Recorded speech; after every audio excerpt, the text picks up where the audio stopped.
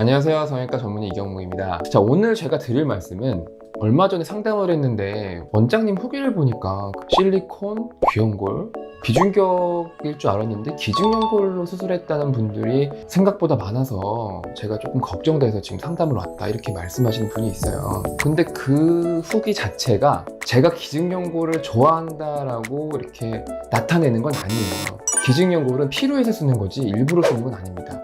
기증연골을 쓰는 이유는 써봤을 때 뭐 그렇게 큰 문제를 일으키지 않았기 때문에 쓰는 거고, 일단은 본인의 비중격과 귀연골이 좀 튼튼하거나 양 자체가 많으면은 저는 웬만하면은 본인 걸로 합니다. 비중격이 코 모양을 결정하는 데 있어서 굉장히 중요한 구조물입니다. 근데 그거를 코 성형하겠다고 막 엄청나게 떼버리면 나중에 무너질 수가 있어요. 그렇기 때문에 항상 비중격을 뗄 때는 소극적으로 떼야 됩니다. 근데 소극적으로 뗐는데 너무 작아서 기둥을 세울 수가 없을 정도로 적게 나왔는데 환자가 원하는 거는 뽀똑한 코끝이에요. 그러면은 어떻게 기둥을 세웁니까? 그런 경우에는 자가늑연골을 쓰는 경우도 있는데, 자가늑은 가슴 흉터가 생기니까 그래서 차선책으로 우리가 기증연골을 쓰는 겁니다. 기증연골은 말 그대로 이제 사체, 그러니까 돌아가신 분의 갈비 연골을 채취해가지고 만든 걸 우리가 사체 기증늑연골이라고 합니다. 그러면은 우리가 어쩔 수 없이 내 자가늑연골과 사체 늑연골을 비교할 수밖에 없어요.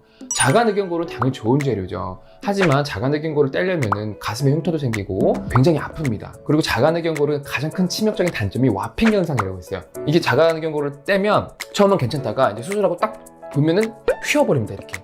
이게 오징어 불에 구우면 이렇게 휘는 것처럼 그게 가장 큰 단점입니다. 그래서 저도 뭐 자가늑연골을 원하시면 해드리긴 하는데, 어떤 비용적인 문제나 어떤 가슴의 흉터 이런 여러 가지 문제로 고민이 되시면 저는 기증늑연골을 쓰는데, 자, 그럼 기증늑연골은 아까 제가 말한 것처럼 사체에서 떼서 그냥 가로 쓰는 건 절대로 아닙니다. 사체에서 뗀 그 늑연골을 방사선 처리를 해가지고 그 돌아가신 분의 캐릭터, 성분, 뭐 항원 이런 모든 성분을 다 날려버립니다.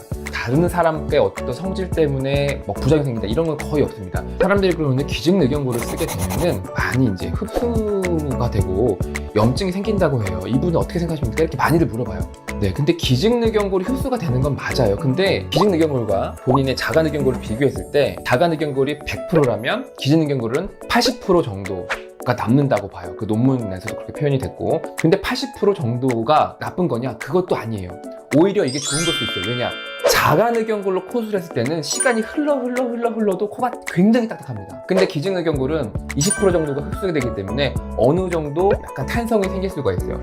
직코에는 딱딱하지만 시간이 흐르면은 조금 뒤에 말랑말랑해지기 때문에 조금의 탄성이 생길 수가 있어서 그런 건 어떻게 보면 장점일 수도 있고, 염증 얘기를 해보면은 그 또 논문을 또 제가 또 어제 봤는데 자가늑과 비교했을 때 유의하게 높지가 않았어요. 그리고 좀 말이 안 되는 게, 사람들이 실리콘으로 코 성형하는 건 굉장히 관대한데 기증늑연골로 하는 건 염증 때문에 안 된대요. 그 말이 안 되잖아요. 실리콘과 기증늑연골의 그 염증을 비교한 것도 있는데 실리콘이 오히려 더 염증 확률이 훨씬 유의하게 높아요. 근데 실리콘은 괜찮고 기증늑연골은 안 된다. 이거는 조금 말이 안 된다고 보거든요. 그래서 제가 봤을 때는 기증늑연골이 뭐 100% 좋은 완벽한 재료는 아니지만 우리가 자가늑연골을 대체할 수 있을 만한 그런 재료로는 맞다고 볼 수 있어요.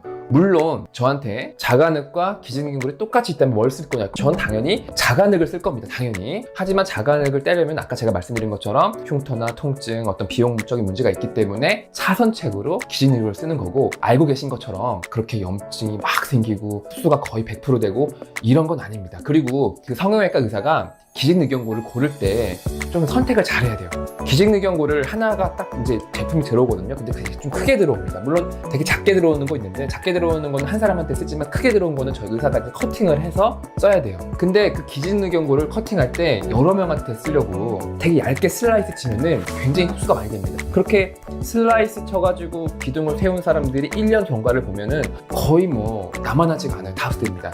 그래서 기증늑연골을 자가늑처럼 흡수가 안 되게 하려면 어느 정도 두께가 있는 그 두께로 슬라이스를 쳐서 기둥을 세워야지 코 모양이 이쁘게 나올 수가 있습니다. 그리고 나이가 먹으면 먹을수록 사람이 연골에는 석회가 생기거든요. 그래서 우리가 기증늑연골 그 회사에서는 웬만하면은 젊은 사람 거를 쓰려고 해요. 나이가 드신 분 거는 이제 석회화가 있어가지고 이제 잘 안 쓰거든요. 그래서 제가 이제 회사를 고를 때도 슬라이스를 쳤는데 석회화, 돌덩이 같은 그런 석회화가 많이 되면은 저는 그 회사 제품은 안 씁니다. 왜냐면은 카빙하기도 어렵고 되게 빠클링이 생겨요. 이게 이제 부러진다고 하죠. 그리고 너무 어린 사람 것도 안 좋아해요. 너무 어린 사람 거는 말랑말랑합니다. 그래서 기둥으로서 역할을 못해요. 그래서 결국에는 기증의견골이 좋은 재료인데 더 좋은 효과를 내려면 의사가 그 회사에서 들어오는 제품을 셀렉션을 할 때 석회화가 없으면 너무 말랑말랑하지도 않고 스트레이트, 약간 좀 똑바로 있는 거, 그런 거를 골라서 수술한다면 호성하는 데는 큰 무리가 없지 않나 이런 생각이 듭니다.